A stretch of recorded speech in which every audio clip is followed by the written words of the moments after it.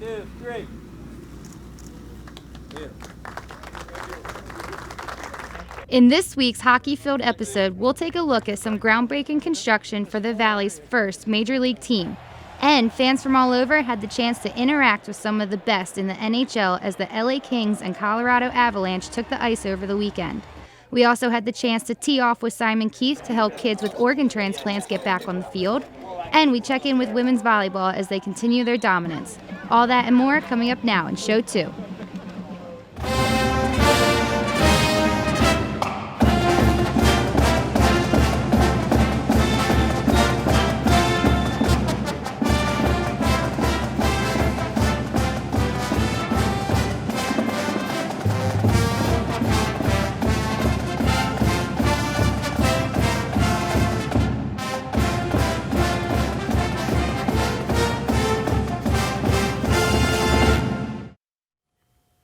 Welcome to episode 2 of the Rebel Report. I'm Cassie Soto. And I'm Haley Brooks. We have a lot of information to cover today, but first let's start off with UNLV football. So our team is on the road, and when we say that they're going far away, they are going far, far away. The football team is going to be flying over to our island neighbors to play the Hawaii Warriors Saturday. Lindsay DeValle joins us with a live preview of the upcoming game.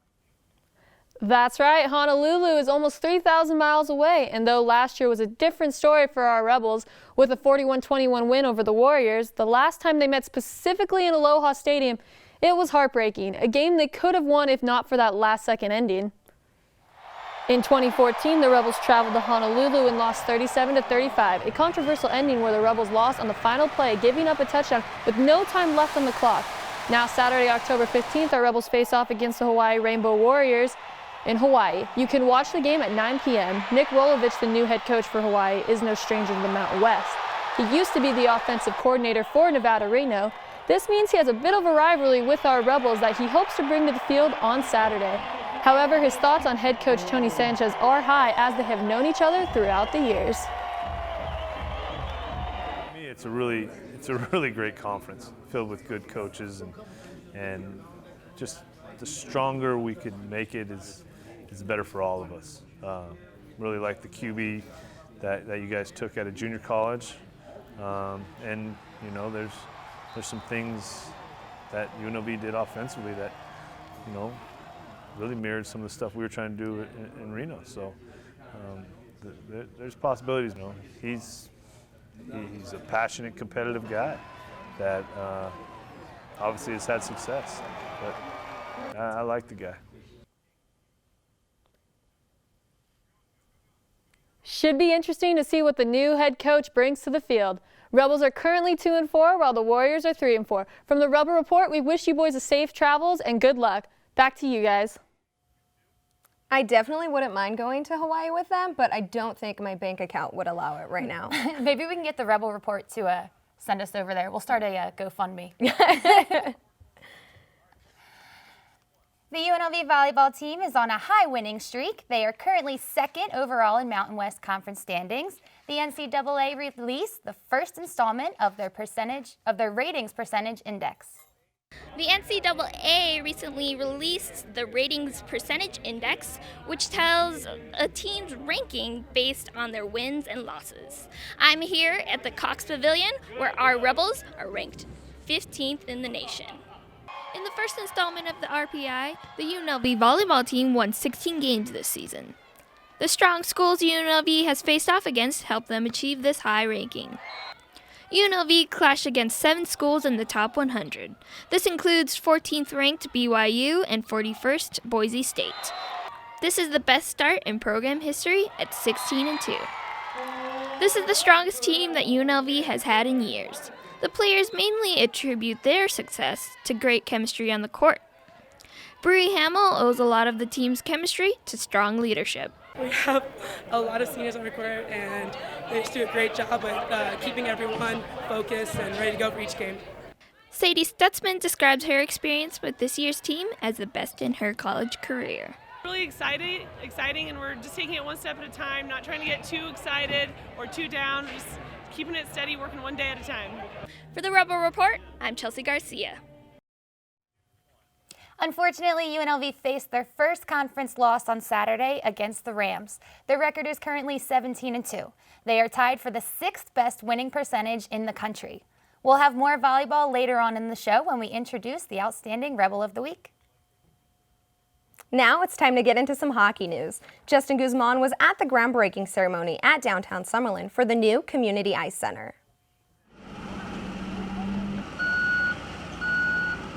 And let the construction begin. This plot of land behind me here in downtown Summerlin will be the new home of the Las Vegas something Knights. The name of the new NHL expansion team has yet to be revealed. That will be kept secret until a later date. We know that it starts with Las Vegas, obviously, and ends in Knights, but team owner Bill Foley is still tight-lipped about what will go in between. He was, however, more than happy to tell us how proud he was of the local Las Vegas support. Las Vegas is full of locals, and they want to have something that they're part of. And this hockey team is going to be a locals team. And that's where we sold the 16,000 tickets to locals. We didn't sell them to casinos and to out-of-towners. They're sold to local residents, which is, I don't know if it's ever been done before in this way. Knights fans aren't the only ones excited about the new NHL team practice facilities. The UNLV hockey team have been looking for a permanent home to practice and play their games. We were able to catch up with Mr. Foley again, and he had some great news for the Rebel hockey faithful. We want to make sure that UNLV is completely incorporated into this practice facility, and it's kind of an open door. You know, we have our NHL side of the house, our hockey club side of the house, but there's locker rooms for UNLV. We want you to play your games here. We want you to practice here. You're gonna get a lot of support from us. Hopefully this is not the last groundbreaking ceremony we have here. Hopefully we'll be having a football team soon to celebrate. For the Rebel Report, I'm Justin Guzman. The team will reveal the official name on November 18th during a party at the T-Mobile Arena. And especially with this groundbreaking, it seems like Las Vegas is just an arm's length away from sensing what an atmosphere of a professional sports team in the city will feel like. Over the weekend, hockey jerseys could be seen scattered all over the Strip as 2 NHL preseason games were played at the T-Mobile Arena. Frozen Fury turned out to be an incredible success as fans from around the country came to show their support for the LA Kings and gave us a good glimpse into the future of Las Vegas hockey. The LA Kings faced off against the Colorado Avalanche and Dallas Stars in a set of preseason games at the T-Mobile Arena. But before the games, fans were treated to street hockey, autographs from former NHL players, and most importantly, a public Q&A with majority owner of the Las Vegas NHL franchise, Bill Foley, and general manager George McPhee. The first question asked by the crowd was one that everyone has been dying to know. When will we know the official name of the team? We're shooting for November 18th. We're refining the colors of the jersey. We want to make sure they're powerful, they pop, that they denote strength, character, never give up, never give in. And we're probably about 4 or 5 days away from picking those final colors. The logo has been picked. The name has been picked, and I think George knows the name. I'm not sure if George even knows. I know the name, but I haven't told my wife, I haven't told my kids, so I'm not telling you. Other questions asked by the crowd were what kind of players are they hoping to recruit? Where will the team fall in draft rankings? And a few people even personally thanked Mr. Foley for making the dream of a professional sports team in Las Vegas a reality. With over 40 home games scheduled to be played here at the T-Mobile Arena, fans can expect more interactive events like this during the season. For the Rebel Report, I'm Cassie Soto. Although the name hasn't officially been released yet, the public does know that the word Knights will be somewhere in the title.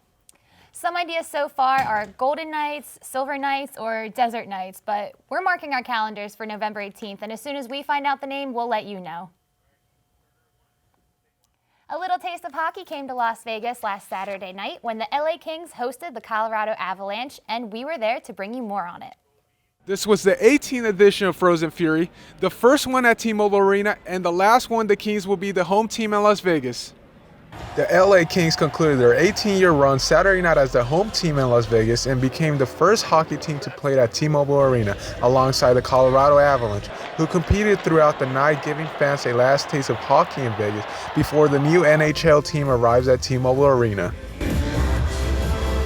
When the fans got loud, it was rumbling in there. So yeah, it's a great rink, and look forward to coming here to play against Vegas. It's nice to to play at nice new rink, and with a lot of fans out there, and it was pretty loud, so it was a good experience. Although the Kings and the Avalanche will return next season to face the new home team, not coming to Las Vegas next year for Frozen Fury will be a different feeling for the players.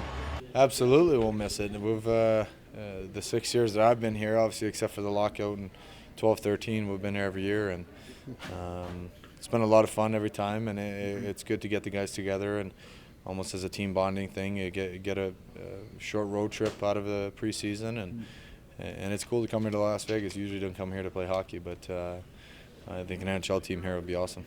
The city welcomed the LA Kings for the last 18 years, making many memories and giving the fans something to cheer on. Every time we came here, I always had a ton of fun, and I know the fans love it too, which is important for us too. Yeah, I mean, this was my 11th one, so. Yeah. I've always enjoyed obviously coming here. It's always been great atmosphere. I still think to this day that's probably the best exhibition game ever played. The next NHL game that will be hosted in this arena will be the first for the new NHL team in Las Vegas. For the Road Report, I'm Luis Negrete. The Kings would end up losing both games in Las Vegas, 6-3 to the Dallas Stars and a 2-1 loss in overtime to the Avalanche. The women's soccer team faced off against San Diego State over the weekend, where they were both tied up for first place in the conference. Joanne Mendoza takes us there. We're here at the Peter Johann Memorial Field with the women's soccer team as they face off against fellow rival San Diego State. It's been 8 years since the women's soccer team beat rival San Diego State, and last Friday not only did they have the pressure to beat a fellow foe, it also meant taking first place in the division. The Rebels started off with good footwork and a high intensity against the Aztecs, leading them by a goal early on in the first half by senior Lily Sender. The lead did not last long as the Aztecs came back and scored a goal around the 41st minute of the game. Heading into a double overtime, both teams stayed scoreless and ended the game with a tie. Senior Susie Bernal shares her thoughts on the game. From this game, we just took away that we need to finish our chances when we have them. I think overall we played really good. First half was really good. We just have to let it go. We got a tie. It wasn't a loss. So we just got to learn to finish when we have our chances. And I think we can move forward and get a win. There are currently 6 games left in the season. You could catch the women play this Sunday against New Mexico. For the Rebel Report, I'm Joanne Mendoza. The women ended up beating New Mexico with a dramatic late goal. Senior Jordan Magnan booted it from 30 yards out with just 3 seconds left in the game, leaving them tied for second place in the conference. Make sure to catch the next home game on October 21st against Boise State. Great things continue to happen for the women's soccer team on and off the field. The record is 11-3, and a new space is the cherry on top. They have won 4 conference games, but winning is not the only thing the team can be excited about. They have a new locker room is located inside the Lead Athletic Complex, building down the hall from their old one inside the old men's baseball team locker room. The women's locker room has enough space for a relaxing area to rest and do homework and eat. The renovated locker room is just enough space for all 30 players on the roster. The new locker room comes with a larger and more lockers than their old locker room. The new improvements also entails more showers and bathroom stalls. We've had a really great season so far. Obviously, we're 10-3 right now, so we've had a lot of wins, and having a space to kind of be our own and relax in and do homework in and just kind of a space to relax has definitely helped contribute. It's a lot nicer to have more space and not be so crammed in such a tiny little area. So little things like that have definitely helped contribute to the success that we've had and the season we're currently having. Tomorrow, the women's soccer team will be away from their new pad and will go against Air Force in Colorado Springs. Now let's throw it to Barbara for this week's Rebel Report Timeout. Rebel Report Timeout. And joining us this week on our Rebel Report Timeout, we have men's soccer coach Rich Ryerson. Coach, thank you for joining us. How are you doing? I'm well, Barbara. Thanks for having me. I appreciate it. No problem. Well, first, I just kind of want to talk about the team in general. You have a bunch of new faces, so can you talk about your freshmen and their development so far this season? Absolutely. We graduated 11 guys last year, and the year before that we lost 8 players as well. So it's been a big change for us. We have new players coming in from as far away as Germany and France to our local players. So there's been a great impact, I think, though, with the young guys. And unfortunately, things haven't really bounced our way this year yet, but we still have 6 games in the conference. Like I say, any given game, we're probably starting 6 of 11 players that are very new to the program. So just on the learning curve right now. And how has their chemistry been with the rest of the team? I think it's great. We've got, character is very important to us. I think as we develop the players, we have a good mix and kind of a demographic, I think, similar to the city of Las Vegas. We have guys that are first-generation American guys, and we have guys that are entrenched in Las Vegas. But I do think that the character is important, and I think with that, great humor, great camaraderie, and really we're just trying to build the team continually.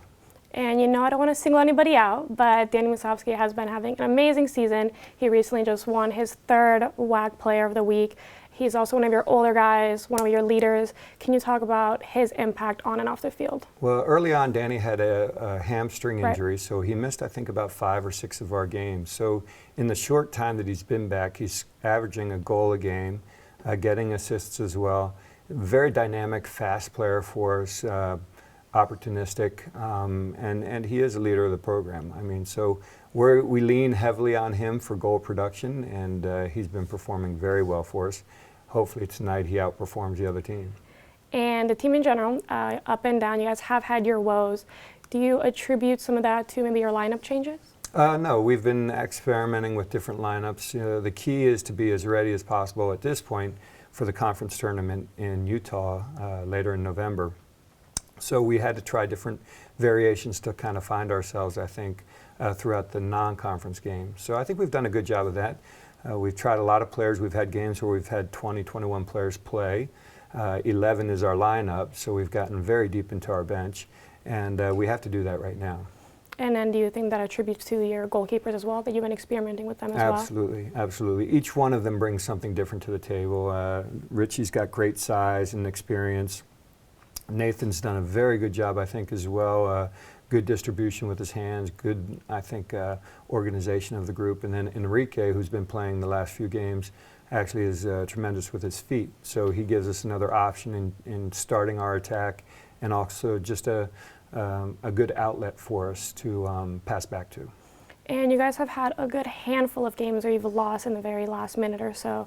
Can you talk a little bit about what the problem could be in those late game situations? I think you used the term, those are our woes. So we're trying to figure out how to manage the game for a full 90 minutes. Each half, they say the first 5 minutes and the last 5 minutes of the half, of a 45-minute half, are the most important. We've given up a lot of goals in those last 5 minutes, either the first half or the second half. So is it fitness? Is it fatigue? Is it mental breakdowns? Those are the things that we're evaluating as coaches.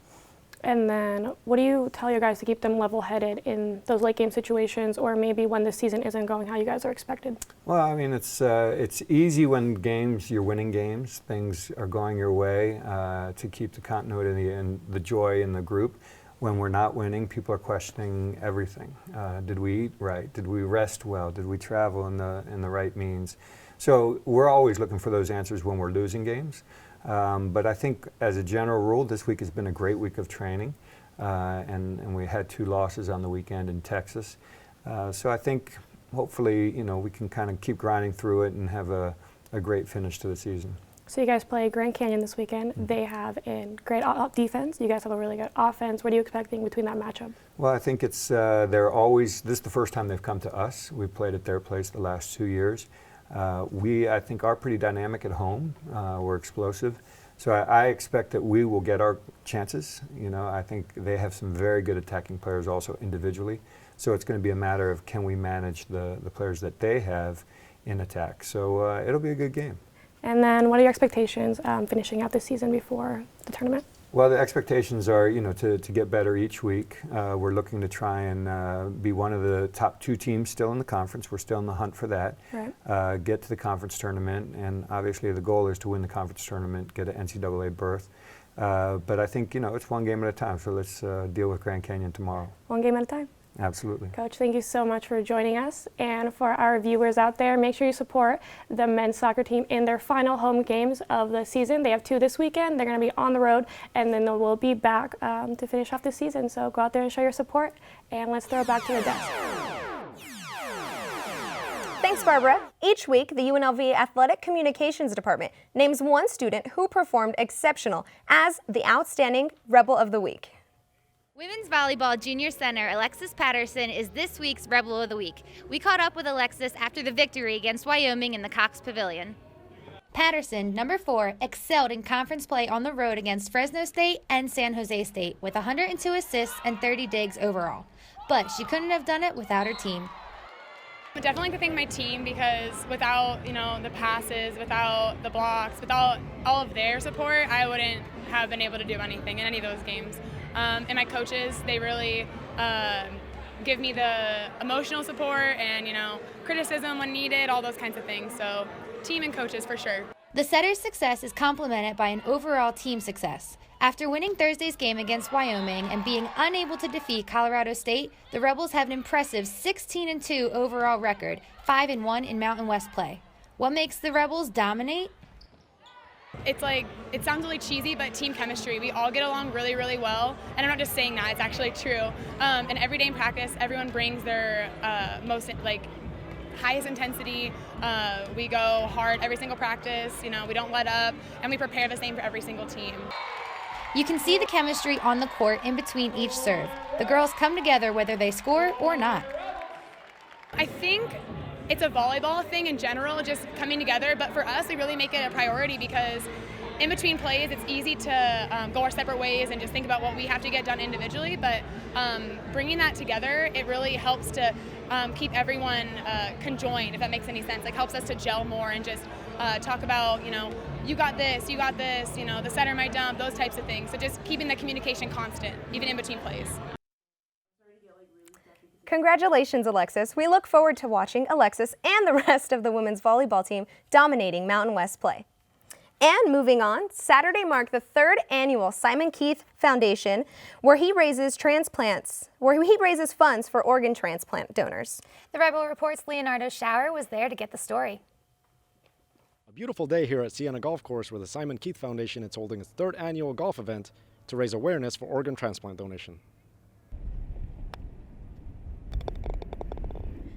It was a hole-in-one for the Simon Keith Foundation Saturday, as donors flocked to the golf course to raise funds for youths who have undergone life-saving organ transplant surgery. Simon Keith, a UNLV alumnus and heart transplant recipient himself, started his foundation to help kids such as Andrew Westerland, whose remarkable story of survival has inspired many to give to such a cause. When I was 12, I had a heart transplant, and then a couple years later, I was doing perfectly fine, and then I was diagnosed with cancer. Cancer sucks, but that's gone now. So I've learned there's no use worrying over stuff you can't control. Keith's foundation helped Andrew during this tough time by sponsoring him and encouraging him to regain his strength through sport.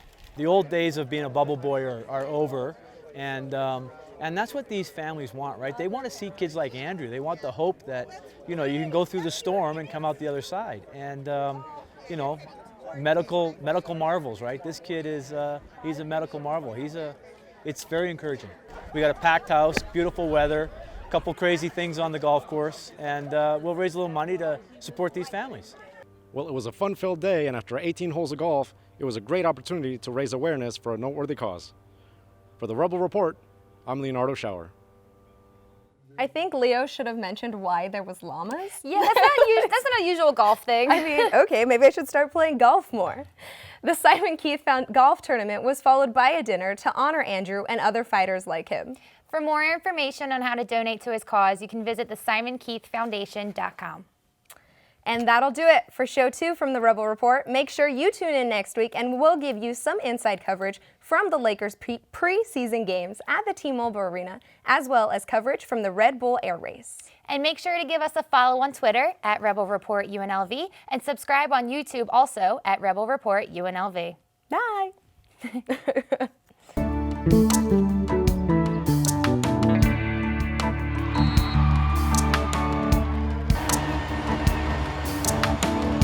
Thank